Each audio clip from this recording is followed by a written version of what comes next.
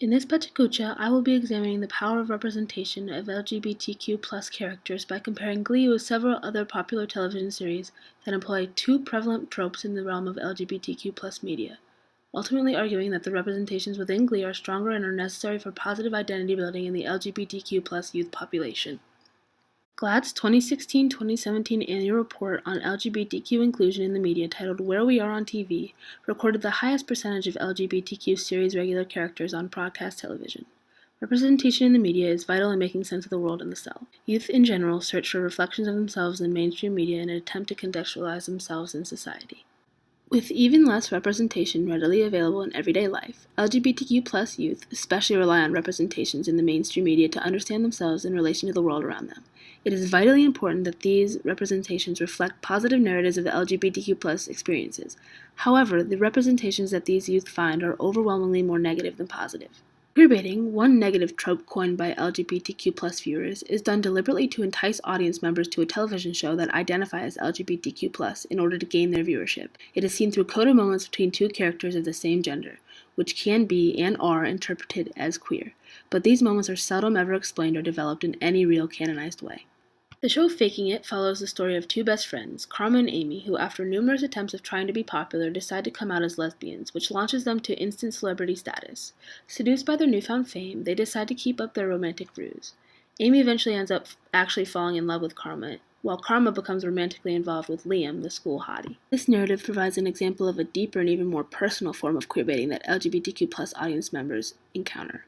Although there are many LGBTQ plus characters in Faking It, including Amy herself, the relationship between Amy and Karma, which had multiple coded interactions as well as explicit interactions, ultimately only served to bait viewers in the hopes that they would eventually be rewarded with a canon relationship between the two characters. Burying the gays is another negative trope popular in LGBTQ plus media. Historically, so-called deviant characters were punished in various forms as a result of the Hays Code enacted in the 1930s. This narrative punishment has persisted, and recently this trope has become a widely utilized tactic employed by mainstream media to separate itself from LGBTQ plus representation in favor of heteronormative narratives. Since the beginning of 2016, more than 25 queer female characters have died on scripted television and streaming series. The most recent glaring example of this trope is the death of Lexa in the CW series The 100. Members of the LGBTQ plus community were outraged by the decision to kill off Lexa merely 64 seconds after she and Clark finally became intimate after seasons of hinting at the relationship. In connection with queerbaiting, burying the gays most often stems from the creators' and producers' lack of knowledge and understanding of the LGBTQ plus community.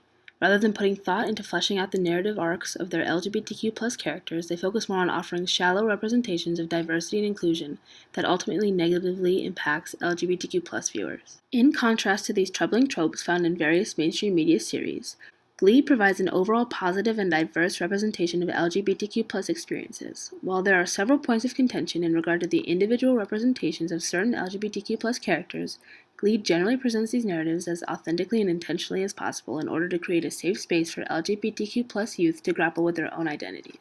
Glee explores gay, lesbian, transgender, and bisexual narratives and relationships through the characters of Kurt Hummel, Blaine Anderson, Dave Karofsky, Santana Lopez, Brittany Pierce, Wade Unique Adams, and Coach Shannon Sheldon Beast. These characters highlight the various struggles, triumphs, and interactions that LGBTQ plus youth experience on a daily basis. Findings from a study conducted by Michael Meyer and Megan Wood titled Sexuality in Teen Television, Emerging Adults Respond to Representations of Queer Identity on Glee, further supported the idea that representations of sexuality and sexual identity formation contained within these narratives hold a unique power to shape individual viewers' perceptions of their own and others' identities. This diversity of representations that Glee provides in the realm of LGBTQ plus narratives is furthered by the complexity of these characters, which deviates from the stereotypical overemphasis on sexual orientation as an issue that has to be dealt with, resulting in these characters being preoccupied with sexual orientation, which ultimately allows for LGBTQ plus youth to see beyond their sexuality and find connections with other facets of their identity as well.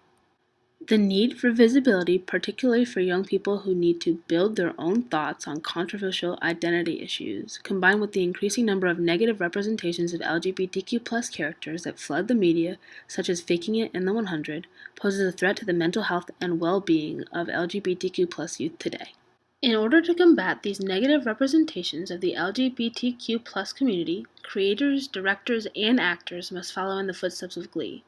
Each character, whether or not they identify as LGBTQ+, needs to be created authentically and intentionally in order to provide more positive representations for all lived experiences.